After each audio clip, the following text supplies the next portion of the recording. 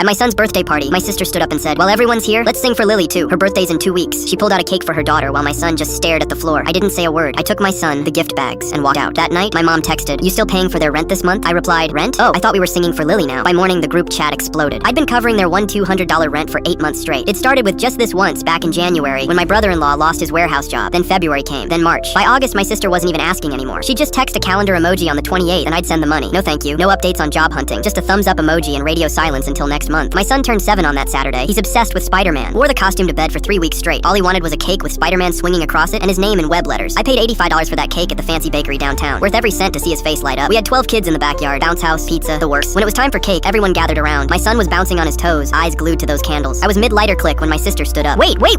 She waved her arms like a traffic cop. Everyone stopped. My son froze, lighter still in my hand. She smiled at the crowd. "While we're all here, let's sing for my daughter too. Her birthday's in 2 weeks and we never get the whole family together like this." Then she walked to her car and pulled out a cake. A whole cake. 3 layers, pink frosting, edible glitter, the works. Must have cost $60 minimum. The topper said, "Almost birthday girl," in sparkly letters. I watched my son's face. The excitement drained out like someone pulled a plug. He looked down at his shoes. His best friend whispered, "Is it her party too?" My sister started singing. A few confused people joined in. My mom was one of them. I blew out my son's candles for him, grabbed the gift bags from the table, took his hand and said, "Let's go get real ice cream." We left through the side gate. That night, after he fell asleep still wearing his Spider-Man mask, my phone buzzed. Mom's text, "You still paying for their rent this month?" Not, "Is your son okay?" Not, "What happened?" Just checking if the ATM was still working. I typed back, "Rent? Oh, I thought we were singing for my niece now." I went to bed. Woke up to 47 messages in the family group chat. My aunt, "You embarrassed your sister in front of everyone." My cousin, "It's just a cake. Why are you being dramatic?" My sister's message was 5 paragraphs long. How she was trying to include my daughter because she looks up to her cousin, and I made a scene over nothing, and some of us are going through real struggles. Not one person asked about my son, so I canceled the automatic rent transfer. Just deleted it. Didn't announce it, didn't threaten, just stopped. September 1st came and went. September 3rd, my phone rang. My sister, "Hey,